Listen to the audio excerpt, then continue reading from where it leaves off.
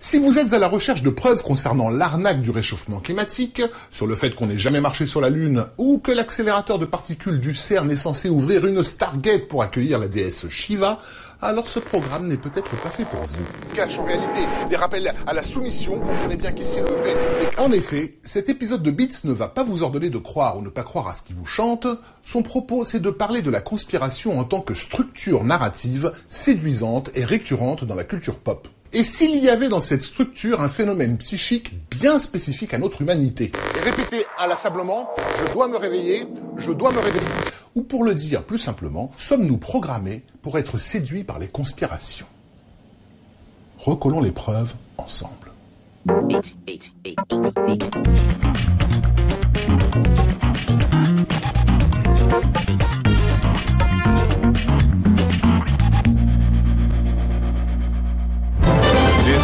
CNN breaking news. There is a major incident in Lower Manhattan. There's been some sort of explosion at the World Trade Center. Apparently, a plane has just crashed into the World Trade Center. Le 11 septembre 2001, les États-Unis vivent l'attentat le plus meurtrier de leur histoire, un choc psychologique retransmis en direct à travers le monde.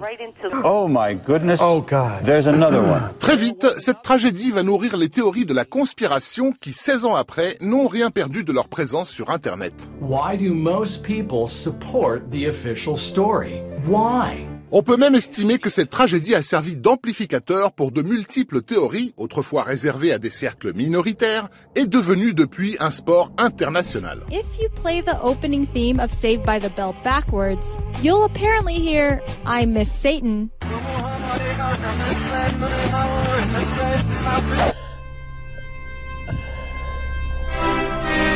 Sans rentrer dans le débat sociologique, c'est l'occasion pour nous de relever un rapport étendu entre ce sentiment conspirationniste et un pan déjà ancien de la pop culture. One small man.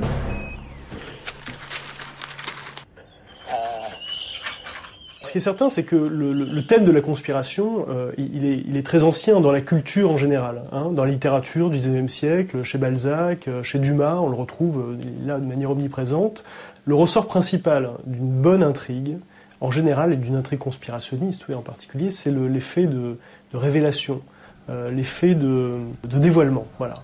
L'effet de dévoilement, il est propre à la littérature d'espionnage, à la littérature policière aussi, parce qu'il produit un plaisir cognitif.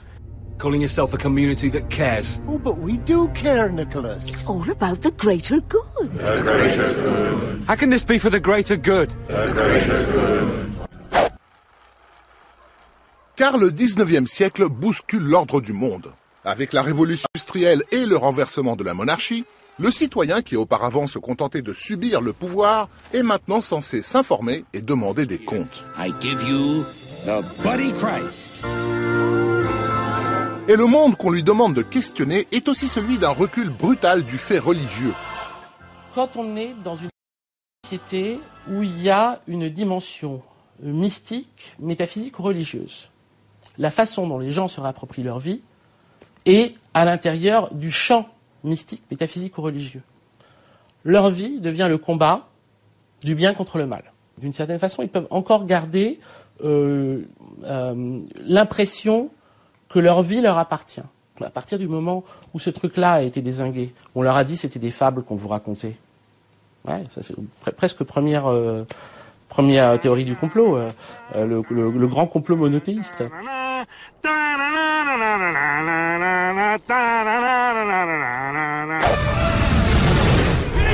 Le 19e siècle voit sa représentation du monde submergée de toutes parts par les théories de Darwin, puis de Nietzsche, puis de Freud. Ce qui mènera les intellectuels à se prendre de passion pour le mythe complotiste de l'Atlantide.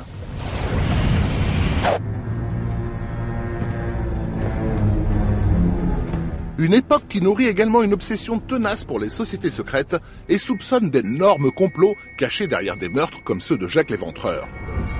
Plus rien n'est juste ce qu'il semble être.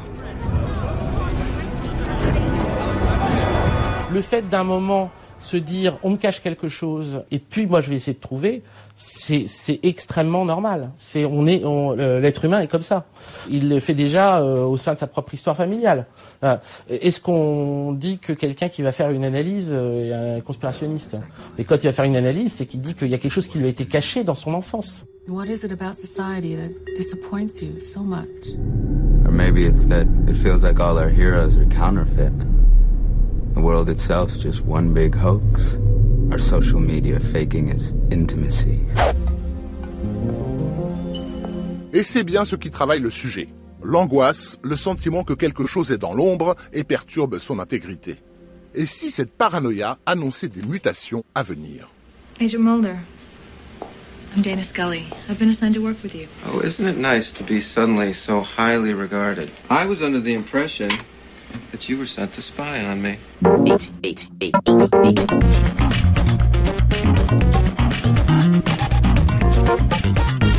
The flash, apparently official, President Kennedy died at 1 p.m.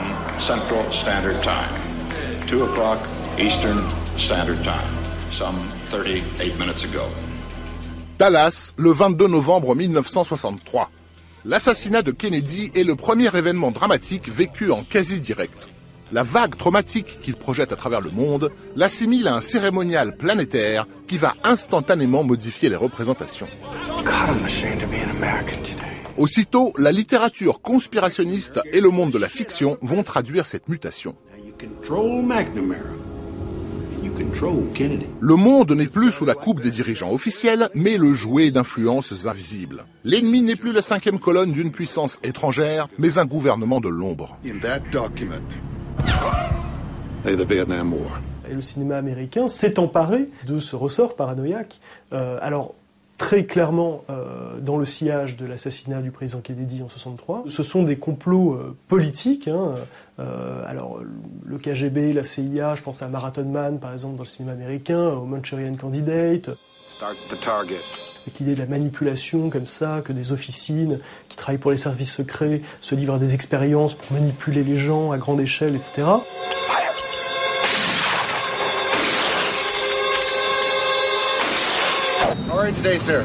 Cette paranoïa, initialement marquée à gauche, va se déplacer à la fin des années 80 vers l'extrême droite américaine, qui à travers des ouvrages tels que Behold the Pale Horse, va opérer d'incroyables synthèses entre les conspirations politiques, la pseudoscience et le phénomène des ovnis, pour des résultats sidérants qui séduiront bien au-delà des cercles concernés. Hey, what's wrong, babe? Ça avait déjà été analysé par un historien américain qui s'appelle Richard Hofstetter dès les années 60, qui disait en substance que lorsque matin, midi et soir on vous raconte que vos dirigeants démocratiquement élus sont en réalité des pantins à la solde de puissances obscures et que la démocratie, dans sa version libérale, se réduit finalement à un théâtre d'ombre dans lequel tout est manipulé, eh bien vous en arrivez presque logiquement à remettre en cause la validité du système qui produit ça, donc de la démocratie.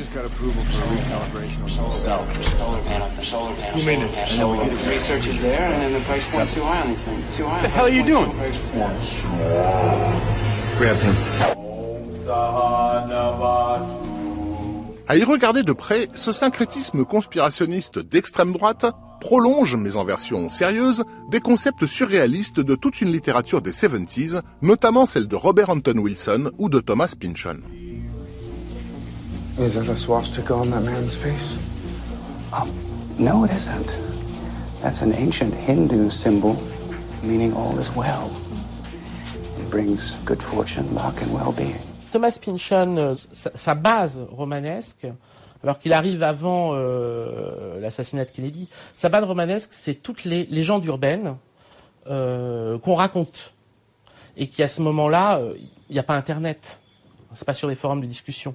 Ce qui est extraordinaire, c'est que dans la façon dont ces romans se passent, on sent, il y a déjà le fonctionnement de l'esprit humain quand il est sur Internet. On passe d'une idée à l'autre, quasiment comme si on cliquait et on allait sur une autre page. Alors que le fléau de notre société, et tout le monde s'accorde à le dire, est la violence, ils vont te foutre des briques rouges. Mais le rouge, c'est aussi la couleur du vin, mon vieux. Le vin qui dit vin, dit pot de vin. The object of the game, simply put, is to take over the world. Inspiré par l'ambivalence moqueuse de Pynchon ou d'Anton Wilson, le jeu de société Illuminati paraît en 1982, puis est augmenté en 1995. Il présente une série d'événements déstabilisateurs qui feront le régal des internautes inquisiteurs au siècle suivant.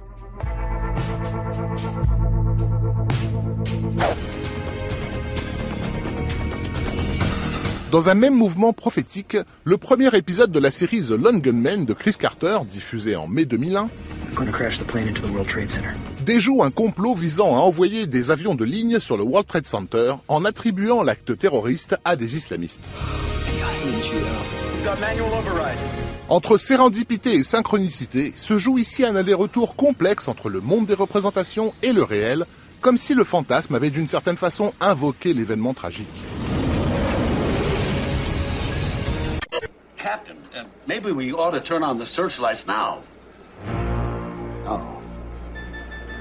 That's just what they'll be expecting us to do. Les signes sont équivoques, et le problème des signes équivoques, c'est qu'à un moment ou à un autre, malgré tout, ils aboutissent à une sorte de dépression. On ne peut pas survivre dans les signes équivoques. C'est qu'un moment transitoire.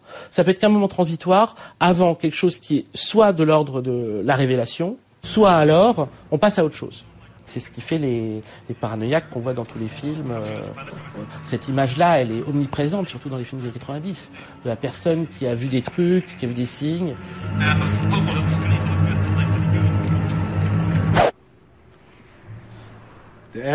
Ce qui a pu distinguer l'homme dans le règne animal, c'est sa capacité à lire ce qui n'est pas là, à déduire la présence d'une proie dans la trace qu'elle a pu laisser derrière elle.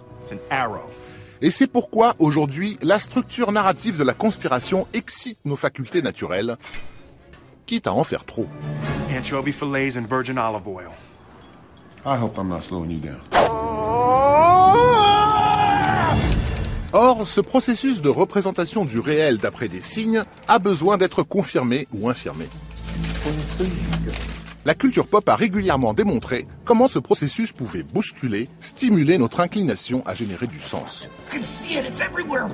Et la structure d'Internet, reproduisant les circuits de notre esprit, nous a révélé crûment notre propre fonctionnement.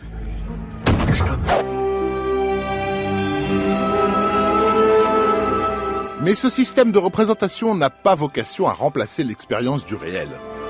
Gare à l'aliénation, car l'ennemi intérieur peut parfois être un ennemi intériorisé. He's got away from us, Jack. Afraid you're right, Mr. Heltman. He's gone.